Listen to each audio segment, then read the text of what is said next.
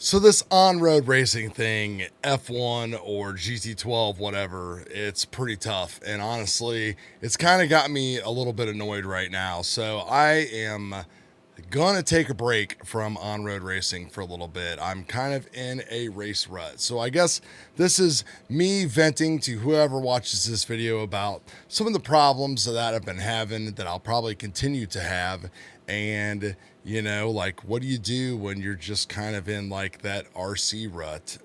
How do you get out of it? So I'm Chad, this is the Dorky and 40 RC channel. Some of you should know that we've been doing on-road very heavily and been racing a lot this F1. This is the X-Ray X1 2024 kit. It's amazing. Running these F1 cars has been a blast. I haven't been able to put a lot of time into it though, compared to like what I put into my GT12, and compared to the amount of other time that people have put into that, like, I'm just nowhere in the ballpark, and I'm really nowhere in the ballpark on this one right now either. And when people are practicing multiple days a week and then racing on the Saturday, and you're only up there on Saturdays, you're kind of at a disadvantage already. So that's kind of where I'm at right now, just kind of frustrated with the whole thing. And it's not because I'm finishing last or anything. It's just because I have not gotten any better, and I've kind of got a couple things going against me the past couple weeks, and we'll talk about it right now. And the biggest thing is this Hobby Wing stock spec, a G2 ESC. So this is the old version right here, which this baby right here. So this is the newest version of the stock spec that they brought out, the G2, and they upped the power to like 100 amps. It's got like a little bit of a bigger capacitor on there.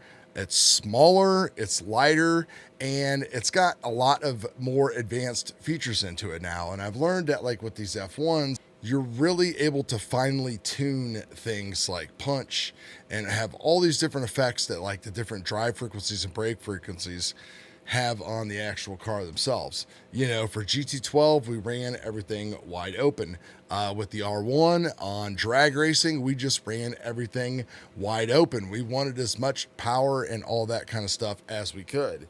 Now, the cool thing about this G2 is that, for example, there's separate drag brake and braking frequencies. So if you're somebody like me that doesn't use brake very often, you rely on drag brake, you might want your drag brake to come in harder, so you would want a lower drag brake frequency.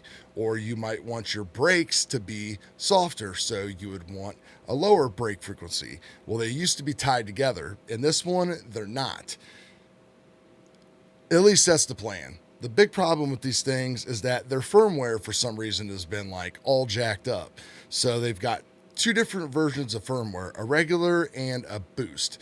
And I've talked to guys at the track. Some people have just like thrown them in the bin so that everything gets sorted out, went back to this or went to something else.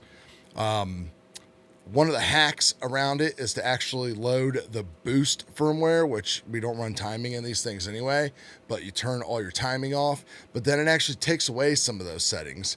And I have been running that, but like, the car, like last week, drove the car probably as well as I've ever driven the car, but just didn't get any faster. The car, the voltages on the logs dropping off really big time. The battery is in very good health. It's fine.